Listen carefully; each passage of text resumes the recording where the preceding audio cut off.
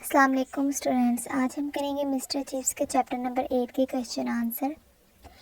पहला क्वेश्चन है, when did Catherine die और when did Catherine and her newborn baby die. Catherine और उसके नौमौलूद बच्चे की कब और कैसे वफात हुई। She died while giving birth to a baby on the 1st April 1898। उसने 1 अप्रैल 1898 को बच्चे को जन्म देते हुए वफात पाई। Why did Chips not want to receive condolences? Chips ताज़ियतें क्यों वसूल नहीं करना चाहता था। He did not want to get condolences. He wanted to get used to things. He did not want to talk to anyone. वो ताज़ियतें वसूल नहीं करना चाहता था। वो हालात का आदी होना चाहता था। वो किसी से बात तक नहीं करना चाहता था। What was the April Foolry Chips affected? Or what type of letters did Mr. Chips receive on 1st April 1998? Chips के साथ की गई अप्रैल फूलरी क्या थी। ये मिस्टर चिप्स 1 अप्रैल 1998 को किस तरह के खत वसूल करता था। On the 1st April 1898, most important question है। On the 1st April 1898, he received a few letters. 1898 की 1 अप्रैल को उससे चंद खत मिले। He opened them one by one. उसने वो खतूत एक एक करके खोले। All the letters contained blank sheets of paper. इन तमाम खतूत में कोरे कागज थे, यानी खाली कागज थे। What was the effect of Catherine's death on Chips? Catherine की वफात का चिप्स पर क्या असर हुआ। At the death of his wife, Chips was horrified. अपनी बीवी की वफात पर चिप्स खौफज़दा था। He was lost in his sad thoughts. वो अपने अफसुर्दा ख्यालात में गुम था। He fell into a trance. वो सकते की हालत में था। Describe Catherine's tragic death. Most important question.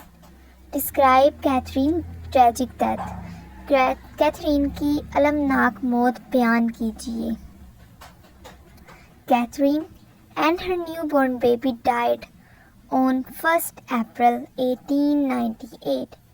Catherine और इसका नौज़ायदा बच्चा 1 अप्रैल 1898 को फौत हो गए। It was a deep shock for Chips. ये चिप्स के लिए एक गहरा सदमा था। He fell into a trance. वो सकते की हालत में था। What did young Faulkner ask Chips on April 1st, 1898? नौजवान फॉकनर ने 1 अप्रैल 1898 को चिप्स से क्या पूछा।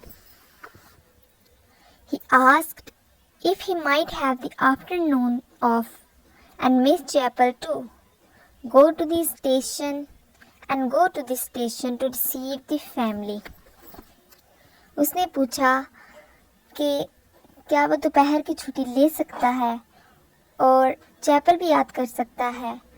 अपने ख़ानदान को वसूल करने के लिए वो स्टेशन पर जा सकता है। When did Chips realize that the blank letter written to him were a piece of April Foolery?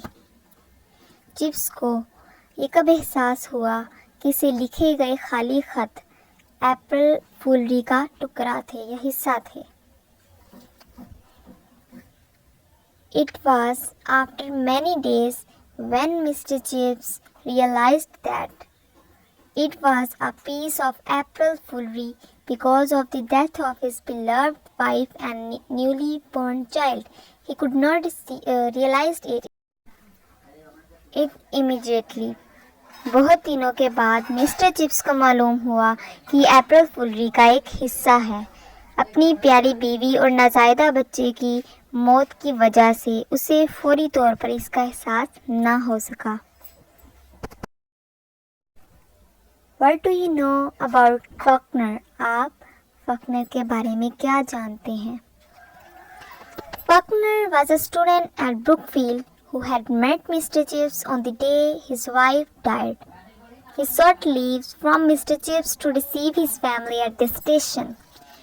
Faulkner Brookfield के एक तालिब इल्म था जिसने मिस्टर चिप्स से इस दिन मुलाकात की थी जिस दिन इसकी बीवी की मौत हुई थी। इसने मिस्टर चिप्स से अपने अहले खाना को स्टेशन पर वसूल करने की छुट्टी मांगी थी।